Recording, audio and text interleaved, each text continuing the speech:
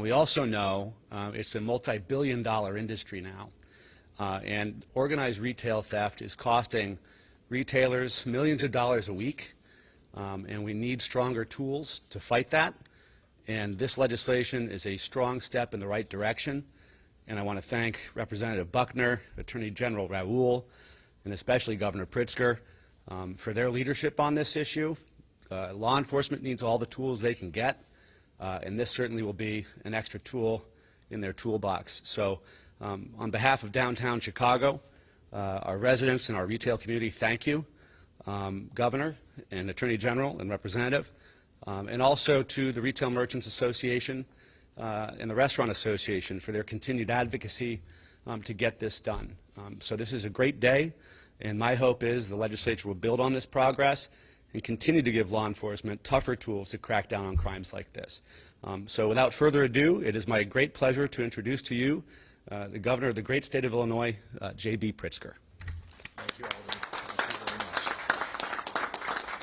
much. Well, thank you very much, Alderman Riley, and good morning to everyone. This morning is about Illinois taking another important step to fight crime and to advance our public safety. Nationwide, coordinated retail robberies are on the rise, including right here on Michigan Avenue. It's a dangerous trend for store employees and customers alike. And thanks to a broad bipartisan coalition in the General Assembly, Illinois is taking action to disrupt these organized retail crime rings with the bill that I'll sign into law today. Let me be clear, this is not aimed at a low-income parent desperate to feed their child. It's not about a kid making a short-sighted mistake. This is about a multi-billion-dollar industry of organized criminals carrying out sophisticated theft operations to turn a profit on the resale market. In December alone, Attorney General Kwame Raoul's Organized Retail Crime Task Force retrieved $1 million worth of stolen goods from storage units not far from where we stand today. No, this is not about the one-off shoplifting incident. It's much bigger than that. This is about the safety of our communities. It's about preventing militarized storefronts and empty commercial corridors. Attorney General Kwame Raoul has been a terrific leader in our collective work to forge a smarter and better public safety that keeps our residents and our businesses safe.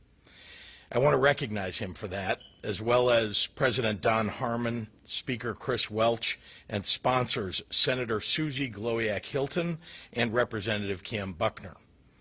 They built the coalition needed to bring this bill across the finish line in the legislature. And none of it could have happened without Rob Carr and Chauncey Rice and the Illinois Retail Merchants Association, as well as law enforcement and business leaders across this state. This legislation is the latest step in Illinois' efforts to advance a better vision of public safety.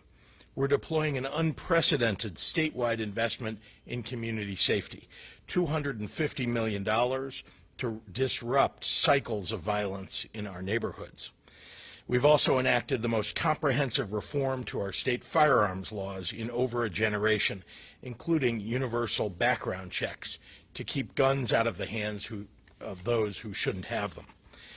We substantially increased mental health and substance use treatment that so often leads to interactions with law enforcement, and we coordinated 911 and 988 services to make sure that those experiencing behavioral health emergencies receive the care they need. And earlier this week, I signed laws reinvigorating the Violent Crime Witness Protection Act and launching a victim-centered co-responder pilot program to pair victims and witnesses with trauma-informed social workers. I look forward to furthering our commitment to building a public safety system that works for all of us, including ensuring the victim rights advanced today are carried through our justice system. Today we take another step in the right direction, and then our work continues. With that, I have the honor of introducing a true leader in safety and justice, our terrific Attorney General, Kwame Raoul.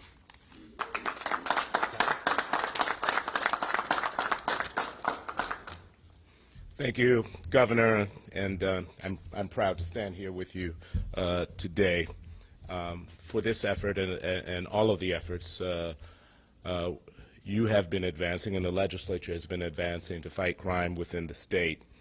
I really want to give a strong shout out to Rob Carr and the Illinois Retail Merchants Association for the work we have done together in many late nights or early mornings that blended into the next morning at the state capitol.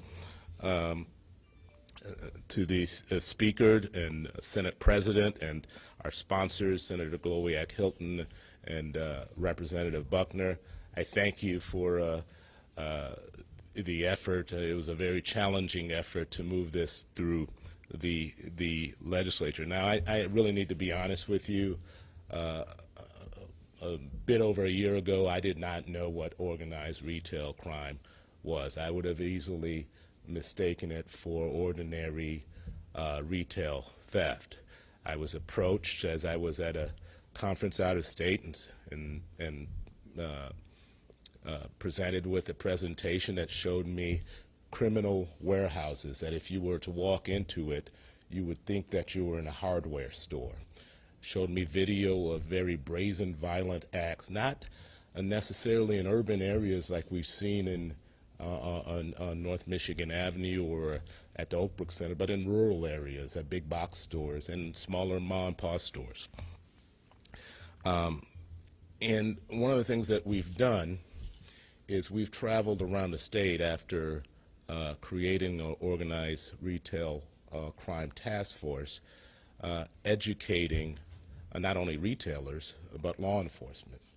Educating law enforcement because law enforcement, like me, might have mistaken some of these acts as isolated acts, organic acts of retail theft, when they're actually very well coordinated crimes that involve a manager of a crime ring, an organized crime ring. And it's important to note that organized retail crime is very much linked to other dangerous criminal activity, such as human trafficking, gun trafficking, drug trafficking, in some instances terrorism.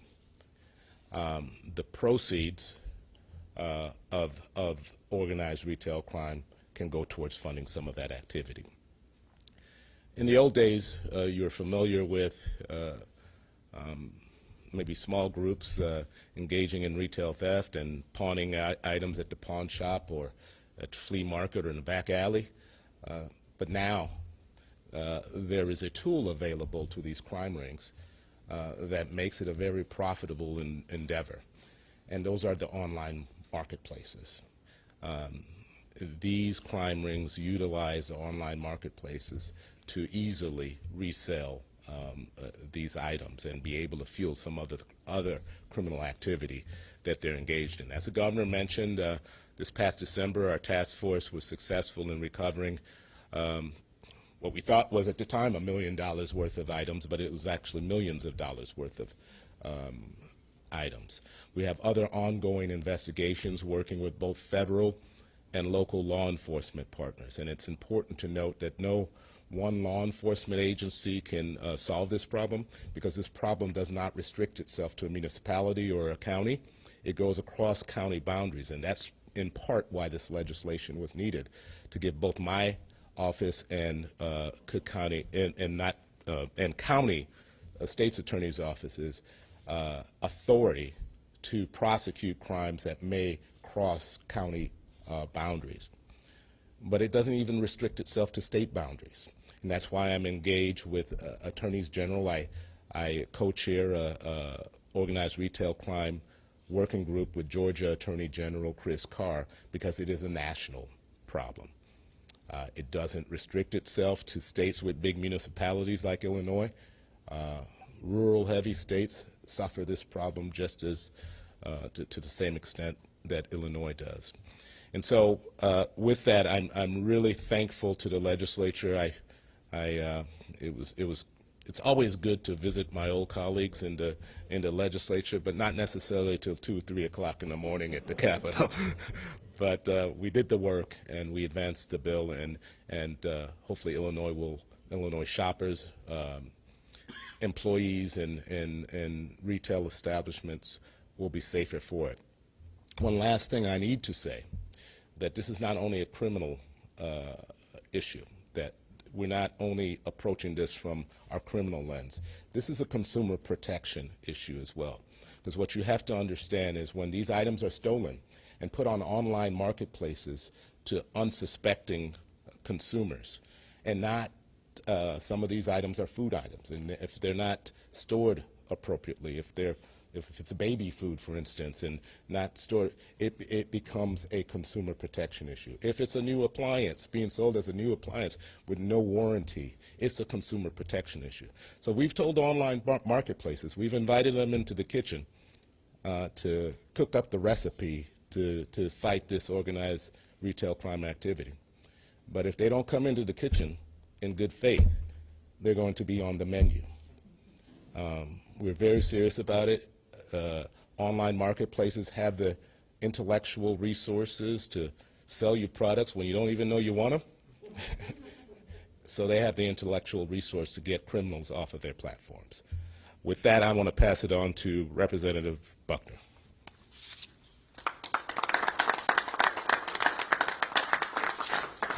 Thank you, Mr. General, and thank you, Governor Pritzker, for your leadership on this, President Harmon, Speaker Welch, for taking on the mantle of getting this done, to Senator Gloria Hilton for your work as well. It was a pleasure to work with you on this bill.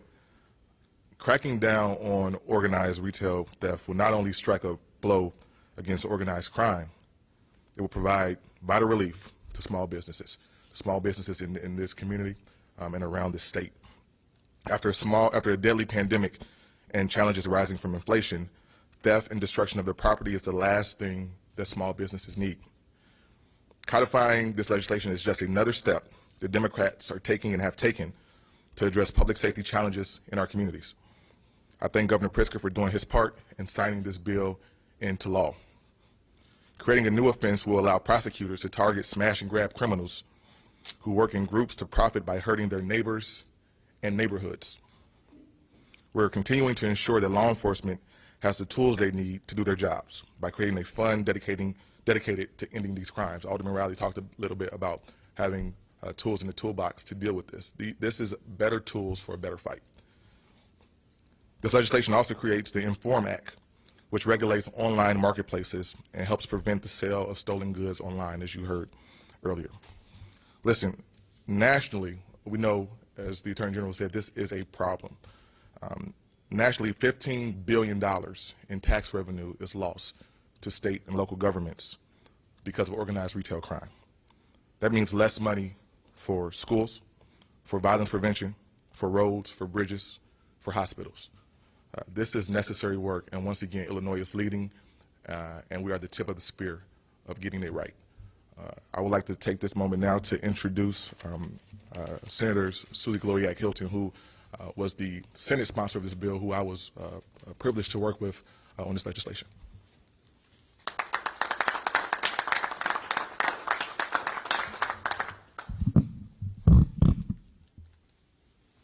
Thank you. I'm Senator Susie Gloria Hilton. I represent the 24th Senate District, and I was the chief sponsor in the Organized Retail Crime Deterrence Initiative.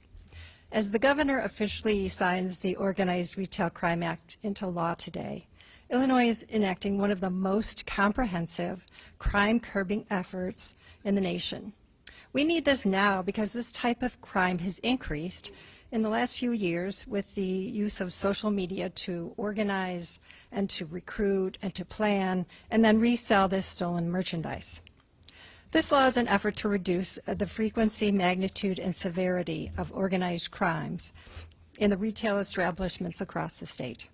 We've all seen those video images of the smash and grabs. In Oak Brook, where I represent, shoppers and employees found themselves in the middle of a crime spree. The Organized Retail Crime Bill addresses systemic concerns raised by law enforcement, prosecutors, and business advocacy groups to bring the ringleaders to justice. This law permits prosecutors to bring charges against offenders regardless of where the crime takes place. Our Attorney General explained how it's cross-jurisdictional.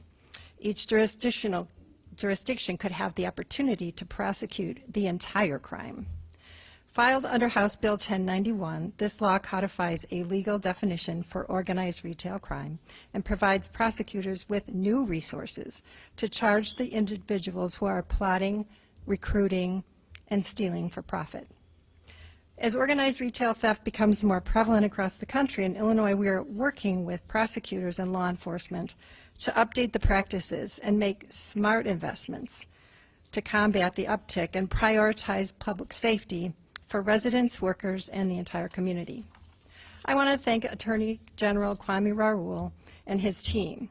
What we've done in the state budget is to increase their funding so that they have the resources in order to do this important work.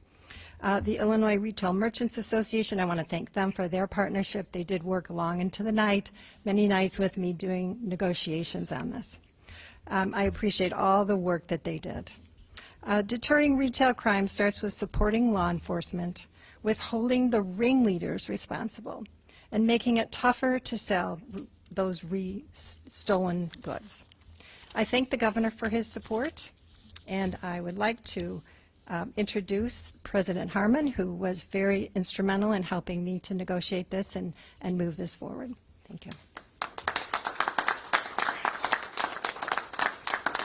Good morning, all. This new law goes after large-scale smash-and-grab outfits preying on our businesses. It sends a clear message that there will be swift consequences for those conspiring to take advantage of our retailers. I want to thank Senator Susie Glowiak Hilton for her leadership and dedication and incredible determination in making sure that this law happened. Beyond the work in the Senate and the House and with the governor's enthusiastic signature today, I do also want to join the chorus in thanking the Illinois retail merchants and our former colleague in the Senate, Attorney General Kwame Raoul. Without their creativity and constructive compromise, this bill would not have happened. So I thank everyone else for making this a reality, and it is my privilege to present my friend and colleague and partner, the Speaker of the House, Chris Welch. Thank you, Mr. President. Good morning, everyone. Good morning. It's an honor to be here and stand here with my colleagues in the General Assembly and with our dynamic leader of the state, the governor of this great state, J.B. Pritzker. Being here today to watch the governor sign another critical piece of our public safety package is one that I'm really proud of. I specifically want to thank Representative Cam Buckner, who chairs the House Black Caucus, Senator Glowiak Hilton, who is a neighbor of mine in the western suburbs, the Illinois Retail Merchants Association, my friend the Attorney General Kwame Raoul, and many others who prioritize this really important piece of legislation. The work began putting this bill together last November, December. Those long nights the Attorney General talked about really went on for months to make sure we came to a good solution. And this really is a good solution. And it's thanks to that collaborative effort that we have this comprehensive and holistic approach to combating this rise in organized retail crime. When we created the House Public Safety Working Group, I knew that that group's listening sessions with advocates and stakeholders across the state would be instrumental in the creation of legislation that would respond directly to the needs of our communities. This is an example of that. Good legislation is always the result of listening to the stakeholders, the people who are in the trenches. We listened, we heard, and we responded. We heard from business owners and entrepreneurs and organizations like the Illinois Retail Merchants Association about the uptick in organized retail crime and the harm that it was causing to the people of this state and the hard-working business owners. And we worked together with them at the table to find the solution. We worked together to get this comprehensive approach, and I'm proud that the governor is ready to put his pen on the solution. Thank you, Governor. Thank you to everyone who got this done, and specific thanks to Rob Carr, the Illinois Retail Merchants, and Chauncey Rice, who's next here at the podium from the Illinois Retail Merchants Association. Thank you all.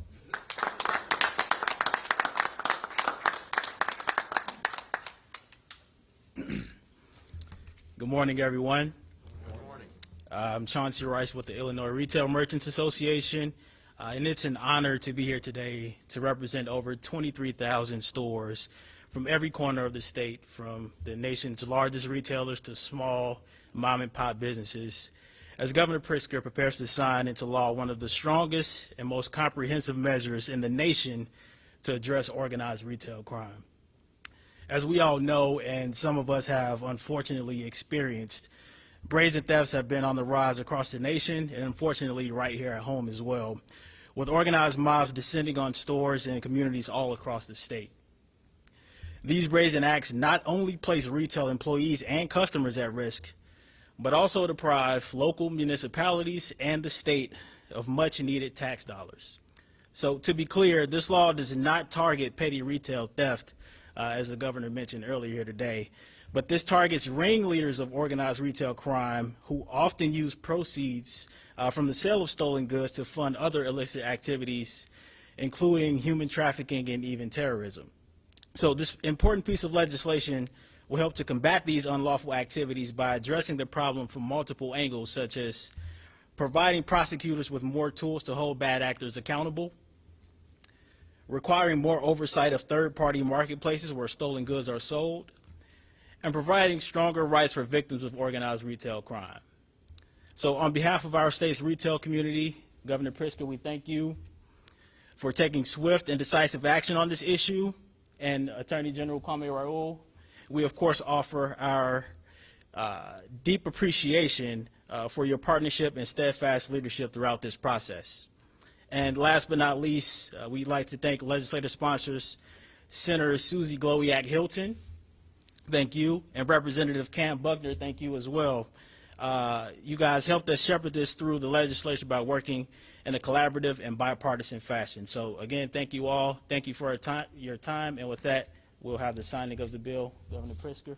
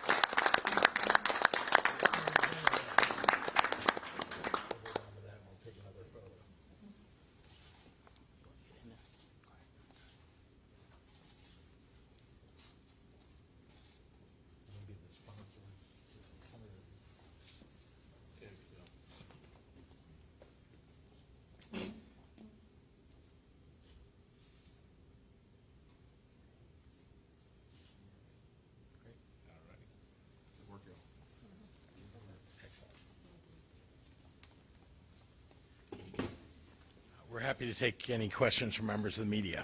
Governor, how would you respond to critics throughout the last few months who have pointed out that even before the pandemic, various crimes like property crimes, which would include retail theft, burglary, et cetera, have actually gone down?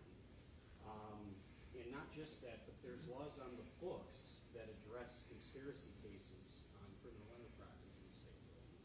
So given all that, can you still talk about why a law like this is needed this way? Sure, and I'm going to ask the Attorney General to jump up just in a moment, but I just want to say many of those critics are people who didn't stand up to make the laws stronger. They complained an awful lot.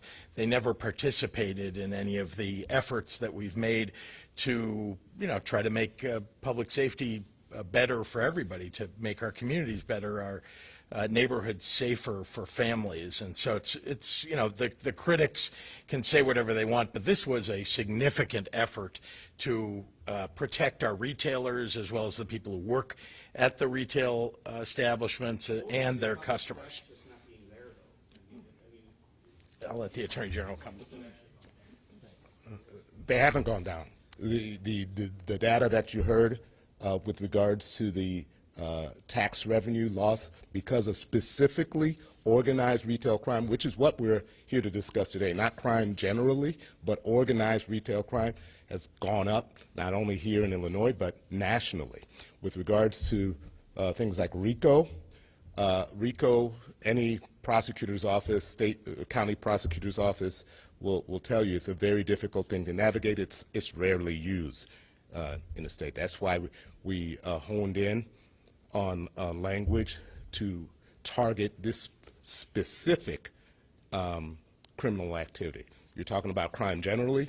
We can have that debate, but we're talking about organized retail crime today.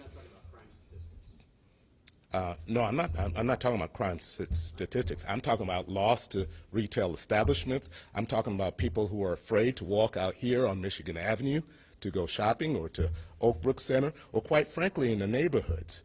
I'm talking about if you walk into a Walgreens or a CVS, it becomes increasingly inconvenient because they have to protect their products. You have got to get an attendant to unlock things. There's all sorts of evidence of this going up, not down. Governor, I have an off-topic, if you don't mind, item on this here. Sure. Senator Bailey and other GOP opponents say you were afraid to be with the president who came to Kiev this week when he talked inflation and grocery prices. When those issues are such a big topic to so many people, why didn't you adjust your schedule? And I have a follow-up as well. Well, I was with the president. I think you saw for the okay, but I mean, I was with the president during that day. People took pictures of us together. We spent a lot of time, frankly, discussing things that are important for Illinois. So I'm not sure where that criticism really is based. Today, there's a new ad from the Democratic Governors Association. You've given quite generously to that group. The ad implies that Bailey is too conservative for Illinois. Might that only help Bailey in the primary to point out his conservative roots? Look, I'm focused on beating the Republicans in November. And so let me start with, I'm a Democrat and I'm a Democratic governor. So yeah, I support the Democratic Governors Association and have for some time. I think everything that's in that ad is accurate. I mean, he is wrong for Illinois.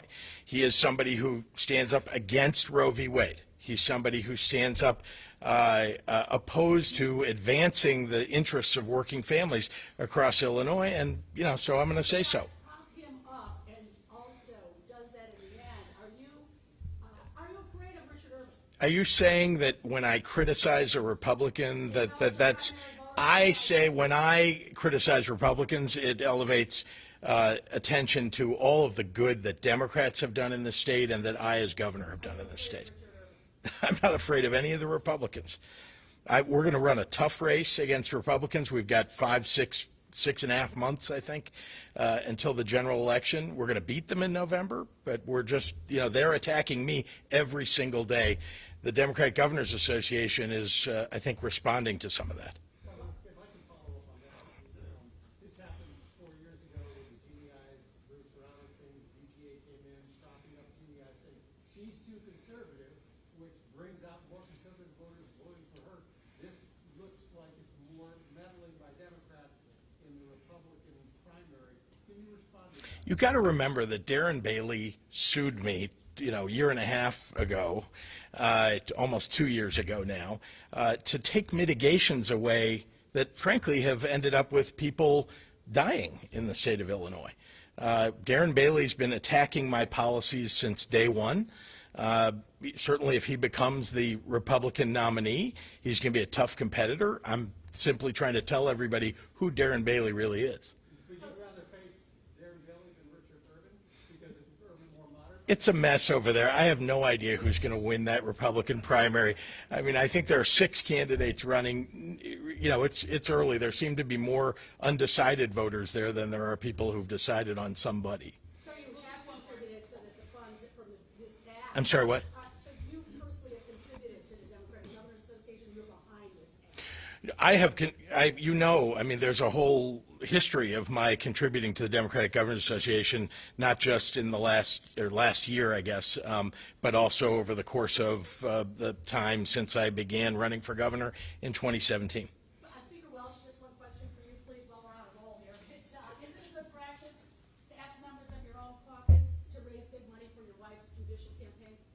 Marianne, let me respond this way. I have 3 points to that. First of all, signing up to be Speaker of the House, I didn't know waived my right to support my wife and my family. My wife is my wife and my best friend, and I'm going to support my wife. That's first and foremost.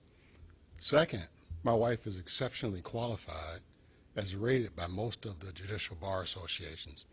People should really be talking about her qualifications and not who her husband is. It's not fair to her, it's not fair to the people of the Fourth Sub-Circuit, and they really should be talking about an exceptionally qualified black woman who can make history. Sub-circuits were created to elect minorities to the bench, and here's a sub-circuit that's never elected a black person or a woman to the bench. And now, according to most bar associations, they have a choice of an exceptionally qualified black woman. Third, the people that have donated, what you all are not talking about is that those are our family members. I've spent 10 years with the people that donated to my wife. We vacationed together. Our kids had play dates together. They know this exceptionally qualified black woman, and many of them have reached out and said, how can we help? Voluntarily have said, how can we help? And let me add a fourth point. Nothing that has been reported on the last couple of days is unethical or illegal. Everything has been done the right way, and everything has been reported according to the laws of this state, and those are the things that people should be talking about. Let's not lose focus that the people of the Fourth Sub-Circuit have the choice to elect an exceptionally qualified black woman to the bench.